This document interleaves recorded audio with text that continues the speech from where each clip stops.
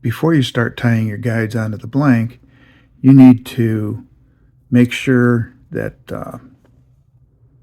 they have the correct bevel right here coming down, so that when the thread goes up your blank, you don't have a gap. And like right here, we can see this particular guide is going to, it's not going to sit flush on the rod. Plus the tip, even though it's ground down, you can see that a little bit, is not, it's not going to give me that ramp that I want. The threads are going to go underneath right here, and it's just not going to go up the way I'd like it to. So this needs to be ground down, probably grind down a little bit at the bottom so that it fits flusher with the blank. And then you'd be able to tie, use the thread and tie these onto the rod. So you can see better in this video the, figure out where my finger's at. I don't have that ramp. I actually have a gap underneath. Now, if it were to be tied on that way, then the back end of this is going to be up in the air a little bit. So what I want to do is grind this down so it's not rocking like this, and it fits better. So that's, I'm not sure what they call it, but you can do this with a file. I use a file and a Dremel to get my guides where I want them. So you could just simply take your guide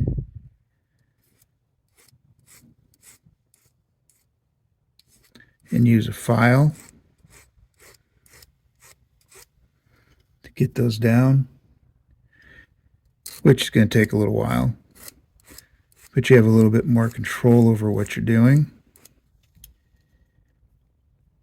Or in my case, I have a Dremel.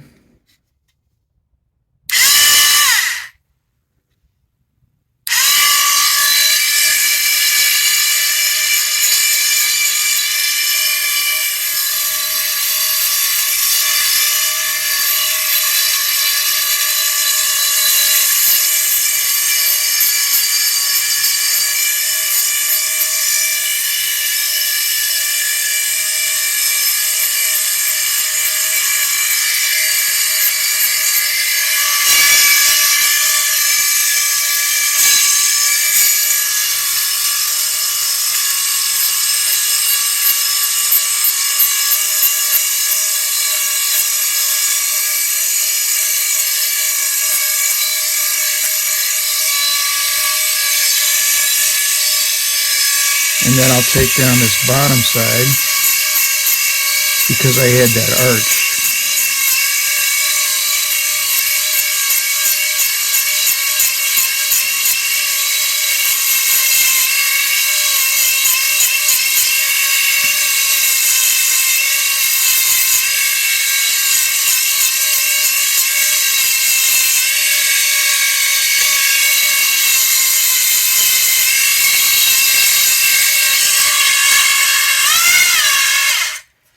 Obviously, my Dremel is not brand new and it makes a lot of noise. It needs replaced.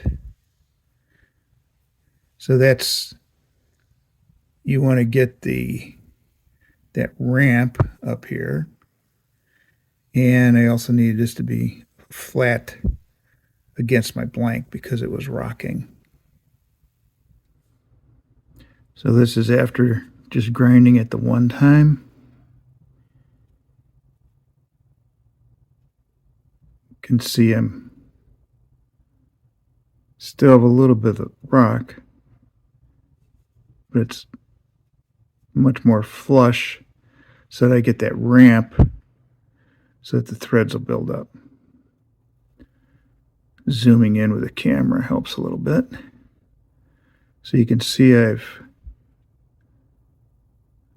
still have a gap underneath right here, which may or may not be that good.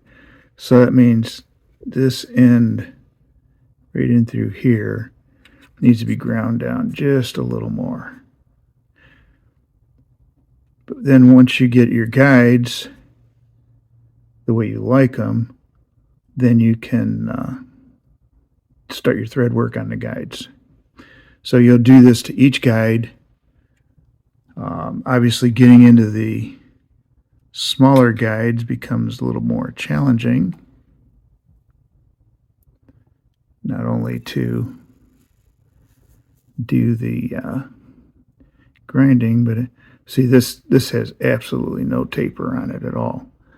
So that will need to be tapered, but it is fitting flush with the rod blank. Now you can see the taper's a little better, but still not quite the way I'd like it. So I still need to file some more down. So now I've got that nicer taper.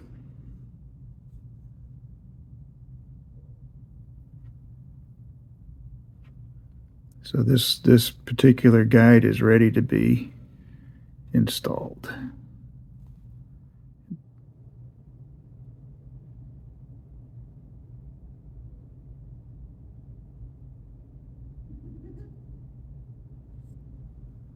So you can see I still have a little bit of but that's going to be about as close as I'm going to get it. The thread will pull it a little bit. So that's how you do your guides. You get that bevel on there, make sure it's flat against the rod so that you can get the threads to just creep right on up and get a good thread finish that way. Also, when you're grinding your